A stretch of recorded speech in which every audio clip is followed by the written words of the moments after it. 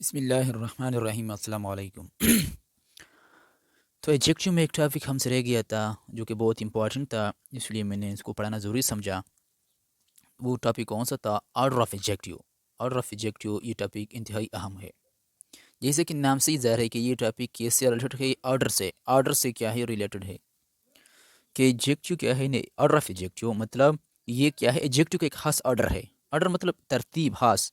यानी अगर किसी सेंटेंस के अंदर क्या हुआ, कोई नाउन इस्तेमाल हुआ है और उस नाउन या प्रोनाउन को रिप्रेजेंट करने के लिए, मॉडिफाई करने के लिए एक से ज़्यादा एडजेक्टिव आ जाए, कई तरह के इनकी करेक्टरिस्टिक को, इनकी क्वालिटी, क्वांटिटी को, साइज, शेप, कलर को जाहिर करने के लिए बहुत सारे एडजेक्टिव उस सेंटेंस के अंदर आ जाए, तो फिर उसका ये टॉपिक के इस टॉपिक के मुताबिक उस ये ज़्यादा एडजेक्टिव का नाउन से पहले एक ख़ास ऑर्डर होगा। यानी हम लोग एक ख़ास ऑर्डर, एक ख़ास तरतीब में उनको अरेंज करेंगे। इस तरह नहीं कर सकते कि जिस तरह हमने चाहा बिल्कुल इस तरह लिख लिया। तो ऑर्डर ऑफ एडजेक्टिव में पहले नंबर पर आता है डिटर्मिनर। यानी डिटर्मिनर अगर आ जाए तो ये सेंटेंस सबसे पहले हम लोग डिटर्मिनर लिखेंगे। इस तरह दूसरा है ओपिनियन, इसके बाद आया साइज़, इसके बाद एज, शेप, कलर, इसी तरह colour, origin, material and purpose. ये सारे के सारे एडजेक्टिव के ऑर्डर को रिप्रेजेंट करते हैं। मैंने इनको असली ठीक ऑर्डर में भी लिखा है। वो इसलिए कि अगर आ जाए तो सबसे पहले हम ये सेंटेंस के अंदर लिखेंगे डिटर्मिनर, इसके बाद ओपिनियन, इसके बाद साइज, इसके बाद एज, इसके बाद shape, colour, origin, material, purpose. तो पहला क्या है? पहला कौन सा है? डिटर्मिनर। अच्छा अच्छा, अब ये एक बात ये है कि अगर इसका ऑर्डर आप लोगों से थोड़ा कंफ्यूज इसके ऑर्डर में, तो याद रखने के लिए इस शॉर्ट वर्ड से आप लोग इनको याद रख सकते हैं। ये वर्ड्स कौन सा है? डुसास कंप। डुसास कंप ये एक वर्ड से, इससे आप सही ऑर्डर इन सब के इन सारे के सारे वर्ड्स को भी याद रख सकते हैं और इनके ऑर्डर को भी। डुसास कंप, डू से क्या? डिटर्मिनेंट, ओ से ओपिनियन, एस से साइज, ए से एज, ए से दूसरा जो एस है, ऐसे शेप, सी से कलर, ओ से ओरिजिन, एम से मटेरियल, पी से पर्पल। इन डुसास कंप इस वर्ड से आप लोग सारे के सारे ऑर्डर ऑफ एडजेक्टिव को भी याद रख सकते हैं और इनका जो सही ऑर्डर है, सही तरतीब है, जो सीक्वेंस है, इनको भी आप लोग अच्छी तरीके से याद रख सकते हैं। अगर ये याद ना हो पाए तो ये इस दूसरे वर्ड से भी आप लोग याद रख सकते हैं, क्योंकि फर्स्ट वर्ड और लास्ट वर्ड जो होता है, पहला वर्ड और जो लास्ट वो तो हर किसी को पता होता है। डिटर्मिनर आखिर में क्या है? पर्पस। जो इनकी बी जो रह जाता है वो है उसास कम। उसास कम या ऊ को भी अगर हम लोग हटा ले तो यह सास कम। जो कहते हैं ससुर होता है, एक सास होता है, तो हम लोग कहते हैं सास आई, सास कम, सास कम। तो इसलिए ये भी एक ट्रिक है। या इस तरह usas.com, usas.com। तो पी और डी तो वैसे भी हमें पता है कि डी तो फर्स्ट वर्ड है और पी लास्ट वर्ड, इसलिए इनको याद रखना आसान है। तो इसलिए इस तीनों वर्ड जो भी आप लोगों को आसान लगे, इनको याद रखने के लिए आप लोग इस्तेमाल कर सकते हैं ताकि आप लोग को अच्छी तरह याद हो। इसलिए अच्छा, अब फ़ौरन स्टार्ट करते हैं। पहला है डिटर्मिनर। डिटर्मिनर क्या है? डिटर्मिनर क्या है? डिटर्मिनर तो डिटर्मिनर में ये वर्ड्स आते हैं। ये वर्ड, ये सारे के सारे वर्ड, यानी जो आर्टिकल होते हैं जैसे कि ए, एन, दी, इसी तरह जो डिमॉन्स्ट्रेटिव एडजेक्टिव होते हैं जैसे कि दीज, दैट, दिस, दूज, ये भी डिटर्मिनर में आते हैं। पोजेसिव एडजेक्टिव भी डिटर्मिनर में आते हैं। पोजेसिव एडजेक्टिव कौन से होते हैं? My, our, your, his, her, their, ये भी डिटर्मिनर में आते हैं। इस तरह क्वांटिटी एडजेक्टिव होते हैं जैसे कि सम, फ्यू, लिटिल, ये भी डिटर्मिनर में इंक्लूड किए जाते हैं। और जो न्यूमेरल एडजेक्टिव होते हैं, एडजेक्टिव और नंबर या न्यूमेरल एडजेक्टिव, ये भी जैसे कि first, second, one, to etcetera, ये सारे के सारे वर्ड्स क्या है? Article, demonstrative adjective, possessive adjective, quantity adjective, numeral adjective, ये सारे के सारे वर्ड्स डिटर्मिनर में इंक्लूड किए जाते हैं। अगर इनमें से कोई भी वर्ड्स के सेंटेंस के अंदर आ जाए तो इनका प्लेस सबसे पहले होगा। अगर ज़्यादा एडजेक्टिव उस सेंटेंस के अंदर इस्तेमाल हुए हो तो इनमें से सबसे पहली जगह आप लोग डिटर्मिनर को दोगे, सबसे पहले नंबर पर डिटर्मिनर इस्तेमाल होगा। दूसरे नंबर पर है ओपिनियन। ओपिनियन क्या है? ओपिनियन दूसरे नंबर पर आता है, यानी जो राय, जो जिस चीज़ के बारे में, जिस शख्स के बारे में हम जो राय रखते हैं, जो हमारी जो अपनी थिंकिंग होती है, जो राय होती है, उसको हम ओपिनियन कहते हैं। यानी क्या है कि वो चीज़ या वो शख्स क्या है? ब्यूटीफुल है या लवली है या गुड है या बैड है या डिलीशियस है या एक्सपेंसिव है, एक्सेट्रा। तो ये वो वर्ड्स है जो कि ओपिनियन को जाहिर करते हैं, यानी किसी शख्स के बारे में जो हमारी ओपिनियन होती है कि वो गुड है या बैड है, या ये चीज़ क्या है? लवली है, ब्यूटीफुल है। तो ये सारे के सारे वर्ड्स ओपिनियन में इंक्लूड किए जाते हैं, ओपिनियन के अंदर आते हैं। तो ओपिनियन का जो प्लेस होता है जैसे कि डू सास कंप, कंप, तो इसलिए ये दूसरे नंबर पर आता है। तो इसलिए ये क्या है? ये भी ऑर्डर ऑफ एडजेक्टिव में से है। अगला है साइज़। वाज़ेह बात है कि साइज़ यानी वो एडजेक्टिव होते हैं जो कि किसी शख़्स या चीज़ की क्या कहते हैं साइज़ को रिप्रेजेंट करते हैं, नाउन की या किसी प्रोनाउन की साइज़ को रिप्रेजेंट करते हैं। यानी कि बिग है, large, huge, long, small, little, short etcetera. तो ये वो वर्ड्स है जो कि साइज़ को रिप्रेजेंट करते हैं। इसका जो प्लेस ऑर्डर ऑफ एडजेक्टिव में जो सीक्वेंस है वो थर्ड नंबर पर है, थर्ड नंबर में हम लोग इनको लिखेंगे। ये आप लोग तब समझ अच्छी तरह तब समझ पाएंगे जब मैं इनके ऊपर एग्जाम्पल करूँगा, तो आप लोगों को ये सब कुछ क्लियर हो जाएगा। अगला है साइज़ के बाद एज। एज यानी जैसे कि किसी शख़्स या किसी चीज़ की एज के बारे में कि ये कितना पुराना है या कितना नया है, इनके बारे में हमें इंफॉर्मेशन देता है। तो एज क्या है, जैसे कि young, old, new, ancient, modern. तो ये सारे के सारे क्या है, ये वो वर्ड्स है जो कि ये भी सारे के सारे एडजेक्टिव है। ये ऊपर भी सारे के सारे एडजेक्टिव थे, लेकिन ये एज में आते हैं। ये वो एडजेक्टिव है जो कि किसी पर्सन या किसी चीज़ की एज को रिप्रेजेंट करते हैं। तो इसलिए young, old, new, ancient, modern ये वो वर्ड्स है जो कि एज में आते हैं, और ये एज फोर्थ नंबर पर ऑर्डर ऑफ एडजेक्टिव में यहाँ पर आया है। इसके बाद अगला कौन सा है एज के बाद, और आता है शेप। शेप शेप वाज़ह बात है, ये किसी चीज़ किसी पर्सन की शेप के बारे में हमें इंफॉर्मेशन देता है। ये एडजेक्टिव ऑफ शेप। तो इसमें कौन से वर्ड्स आते हैं, कौन से एडजेक्टिव आते हैं? Round, square, triangular, rectangular, wavy, zigzag, fat, long. तो ये सारे के सारे वर्ड्स ये शेप में आते हैं, शेप के अंदर इंक्लूड किए जाते हैं। शेप के बाद आता है कलर। कलर वाज़ह बात है, कलर के बारे में हमें इंफॉर्मेशन देता है ये एडजेक्टिव, जैसे कि white, red, black, bright, purple, reddish. ये सारे के सारे वर्ड्स कलर को रिप्रेजेंट करते हैं। इसके बाद है ओरिजिन। ओरिजिन का मतलब ये है कि नहीं, जो जिस जिस शख़्स या चीज़ के बारे में हम लोग बात कर रहे हैं, ये किस प्लेस किस ओरिजिन से बिलोंग करता है, किस जगह से। जैसे कि इंडियन है या अमेरिकन है, ये वो सारे के सारे वर्ड्स है जो कि ओरिजिन को रिप्रेजेंट करते हैं। इसको मैंने पोजेसिव एडजेक्टिव के अंदर भी, प्रॉपर एडजेक्टिव के अंदर भी मैंने आप लोगों को पढ़ाया। इनके बारे में एक बात ये याद रखिए कि इनका जो फर्स्ट लेटर होता है वो कैपिटल होता है, कैपिटल, क्योंकि ये प्रॉपर नाउन से डिराइव्ड होते हैं। तो इसलिए ये जो एडजेक्टिव होते हैं इनके जो फर्स्ट लेटर है वो हमें कैपिटल लिखना है। यहाँ पर मैंने थोड़ी गलती की है, इन्हें स्मॉल लेटर में लिखा है, लेकिन इनको कैपिटल लेटर में लिखते हैं। बाकी जितनी भी एडजेक्टिव है इनका फर्स्ट लेटर हम लोग अगर सेंटेंस के शुरू में ना हो, सेंटेंस के दरमियान आ जाए या लास्ट में, तो सारे के सारे जितने भी एडजेक्टिव है उन सब का फर्स्ट लेटर स्मॉल होगा, कैपिटल नहीं लिख सकते, सिवाय प्रॉपर एडजेक्टिव के। ये जिस जो ओरिजिन को रिप्रेजेंट करते हैं इनका जो फर्स्ट लेटर होगा वो कैपिटल होगा। ये बहुत ही अहम और इम्पॉर्टेंट पॉइंट है। अच्छा, तो ये क्या होता है, जैसे कि Indian, American, French, Pakistani, Chinese, Italian, इस तरह फ्रेंच में यहाँ पर फिर भी लिखा है। तो ये सारे के सारे क्या है, ये ओरिजिन को रिप्रेजेंट करते हैं कि ये शख़्स, ये चीज़ किस ओरिजिन से, किस प्लेस से, किस जगह से बिलोंग करता है। इसके बाद है मटेरियल। मटेरियल वो एडजेक्टिव है, यानी वो एडजेक्टिव किसे रिप्रेजेंट करते हैं, जो ये ज़ाहिर करे कि ये चीज़, ये शख़्स किस चीज़ से बना है, किस चीज़ से बना है। जैसे कि plastic, wooden, copper, metal, gold, cotton, paper etcetera. तो ये सारे के सारे वो एडजेक्टिव है जो कि मटेरियल को रिप्रेजेंट करते हैं कि ये चीज़, ये शख़्स किस चीज़ से बना है। लास्ट में आता है पर्पस।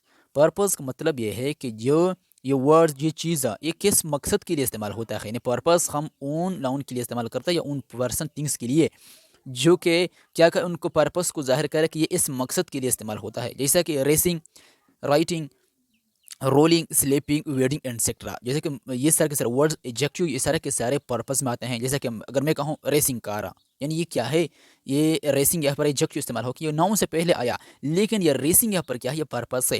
ये रिप्रेजेंट करता है कि इस कार का जो पर्पस है, जो मकसद है वो रेसिंग का है, यानी रेसिंग कार है। जैसे कि राइटिंग पैड, ये कौन सा पेन है, राइटिंग पैड है जिसके ऊपर हम लोग राइटिंग करते हैं। रोलिंग पेन इस तरह, या कुछ और कह ले, तो ये सारे के सारे क्या है, ये इनके पर्पस को रिप्रेजेंट करता है, किसी नाउन या किसी चीज़ के पर्पस को कि किस मकसद के लिए इस्तेमाल होता है।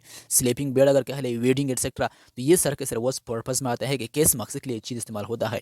इनके लिए इनके बारे में एक और पॉइंट भी जहन में रख लीजिए कि ये अमूमन ज़्यादातर ये जो लास्ट में जो एंड होता है, ये इनका इख्तिताम, इनका एंड ING पर होता है, ING पर होता है। लेकिन ING वाले तो बहुत सारे वर्ड्स है। अब लोगों के अंदर, बात स्टूडेंट के अंदर ये कन्फ्यूजिंग आ जाता है कि ING वाले तो बहुत सारे वर्ड्स है, हमें किस तरह पता चलेगा कि ये एडजेक्टिव को रिप्रेजेंट करता है, एडजेक्टिव ऑफ पर्पस को। तो इनके आखिर में इस लेक्चर का हमने कुछ सेंटेंसेस लेके हैं, उनसे आप लोगों को ये सारा गेम समझ में आ जाएगा कि ये क्या कहता है। तो ये तो थे ऑर्डर ऑफ एडजेक्टिव, लेकिन आप हमें इनके ऊपर कुछ एग्जाम्पल करने होंगे ताकि ये सारा का सारा लेक्चर हमें अच्छी तरह क्लियर हो जाए। तो आइए फ़ौरन इनके एग्जाम्पल की तरफ बढ़ते हैं। अच्छा, तो आप इनके ऊपर कुछ एग्जाम्पल करते हैं। एग्जाम्पल के लिए मैंने आप लोगों ने पेरो ही फार्मूला इस जहन में याद रखना है, डूसास कंप, ताकि आपको लोगों को तो पता चले कि इनका ऑर्डर हमें किस तरह अरेंज करूँगा। तो फर्स्ट नंबर पर क्या आएगा, डिटर्मिनर। दूसरे नंबर पर आएगा ओपिनियन। तीसरे नंबर पर आएगा साइज, फिर एज, फिर शेप, फिर कलर, फिर ओरिजिन, फिर मटेरियल, फिर पर्पस। ओरिजिन, मटेरियल, पर्पस ये तीनों लास्ट में आएंगे।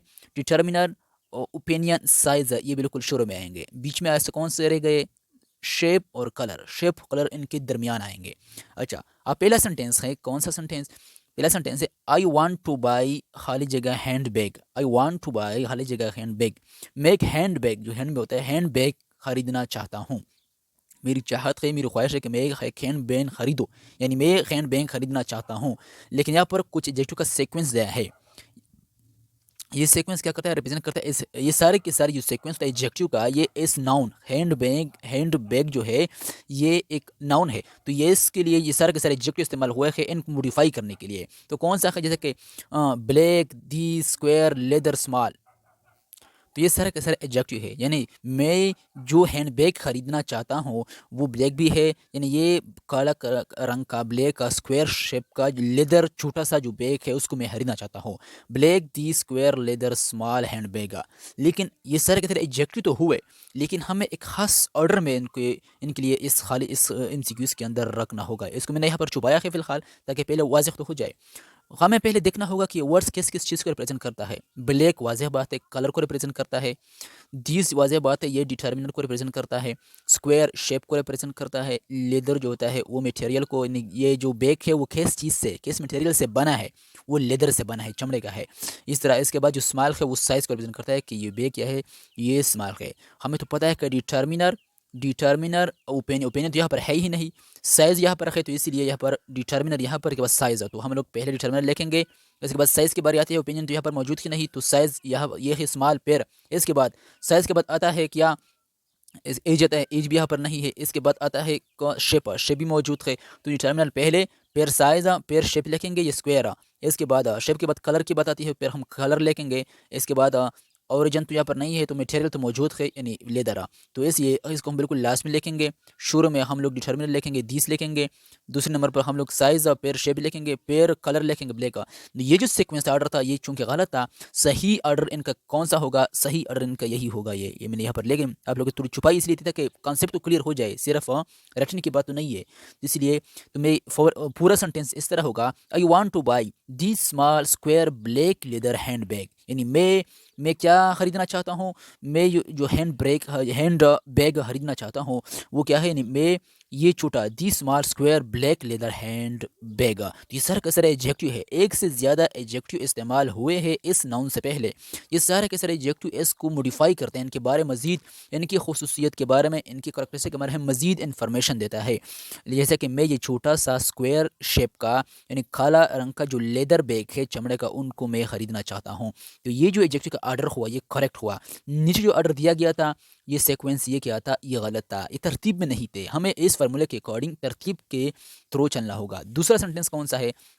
दूसरा सेंटेंस है, my friend gifted me sweater. My friend gifted me sweater, यानी मेरे दोस्तों ने मुझे क्या क्या एक स्वेटर क्या क्या गिफ्ट किया, तोहफे में दिया। स्वेटर जो हम पहनते हैं ना, वही स्वेटर। तो माई फ्रेंड गिफ्टेड मी स्वेटर, जो है मेरे दोस्त ने क्या किया, मुझे गिफ्ट तोहफा दिया एक स्वेटर का, जो हम लोग पहनते हैं ना।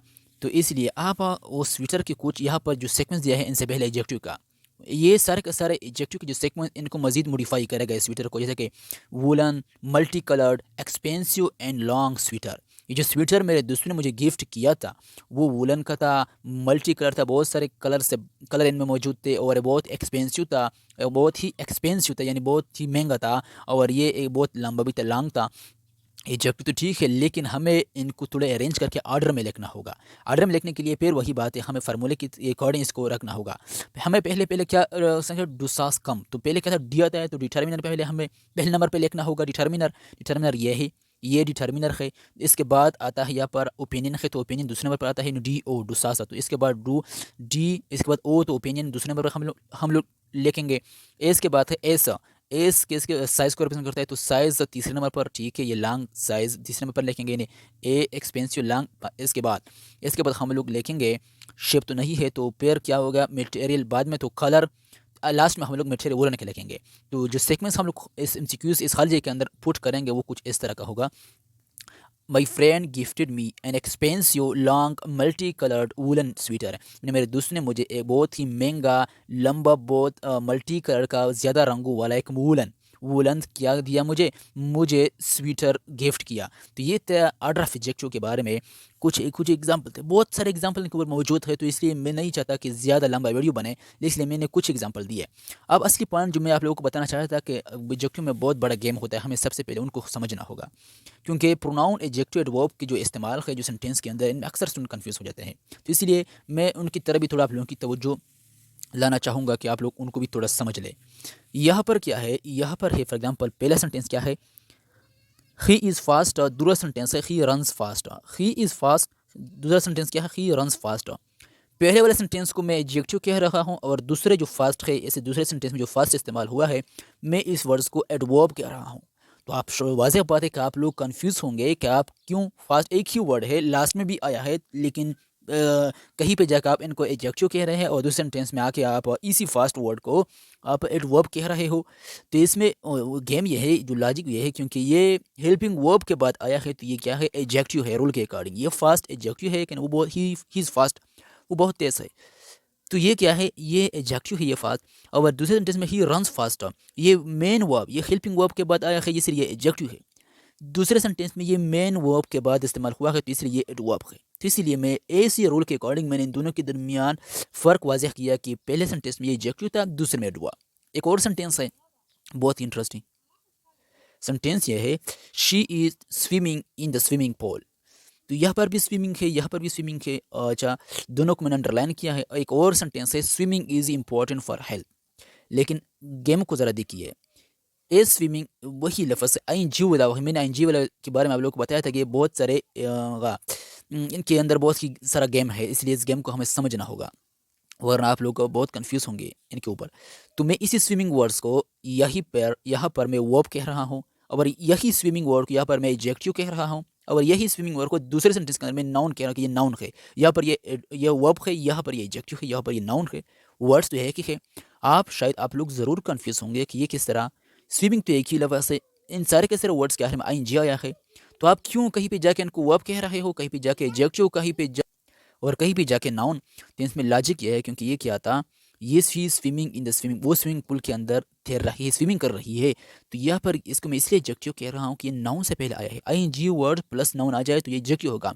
नाउन से पहले इस्तेमाल हुआ है, तो ये क्या है, ये एडजेक्टिव है, इस नाउन को मॉडिफाई करता है। ये स्विमिंग पूल, ये क्या है, इस पूल की करैक्टरिस्टिक को बताया कि ये पूल कौन सा है, स्विमिंग पूल है, तो ये एडजेक्टिव है। दूसरे यहाँ पर ये वर्ब है, क्योंकि ये सब्जेक्ट है, ये क्या है, हेल्पिंग वर्ब, ये आई एन जी वाला वर्ब है, तो इसलिए यहाँ पर स्विमिंग कर रही है, तो ये क्या है, एक एक्शन रिप्रेजेंट करता है, तो यहाँ पर ये वर्ब है।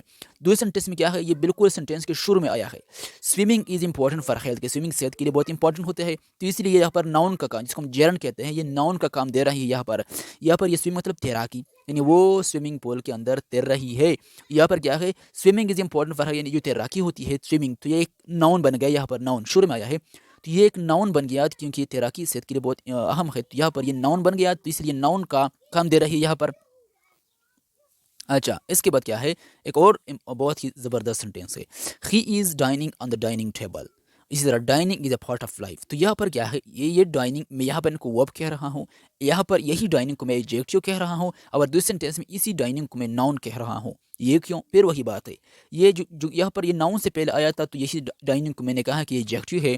ये जो ये क्या है, यहाँ पर मैं वर्ब को, एक्शन को यहाँ पर रिप्रेजेंट किया, तो ये इसी डाइनिंग को मैं क्या वर्ब कह रहा हूँ कि क्या है, डाइनिंग टेबल, वो डाइनिंग कर रही है, यानी जो खाना कर रही है, जैसे कि लंच होता है, डिनर होता है, इसलिए ये जो डाइनिंग टेबल पर डाइनिंग कर रहा है, तो यहाँ पर ये एक्शन को रिप्रेजेंट कर रहा था, इसलिए मैंने इनको वर्ब कहा, आईएनजी वाला वर्ब था। लेकिन यहाँ पर ये सेंटेंस को शुरू में आया और नाउन की तरह इसने किरदार अदा किया, एक्ट्स किया, जैसे कि dining is a part of life, यानी डाइनिंग जो है ये भी ज़िंदगी का एक हिस्सा है, यानी तो इसलिए हम लोग खाना तो ज़रूर खाते हैं ना, ज़िंदगी की, हमारी ज़िंदगी का एक हिस्सा है, तो इसलिए यहाँ पर उसने नाउन की तरह किरदार अदा किया। तो इसलिए इस गेम को वो हमें अच्छी तरह समझना होगा, वरना वर्ड्स एक ही होगा, इनकी सेंटेंस के अंदर इनका अलग अलग इस्तेमाल के अकॉर्डिंग यहाँ पर इनका इस्तेमाल होता है, उसी के कारण इनका जो फंक्शन है वो चेंज होता रहता है, इसलिए हमें इनको अच्छी तरह समझना होगा। उम्मीद करता हूँ कि ये वीडियो आप लोगों को पसंद आई होगी।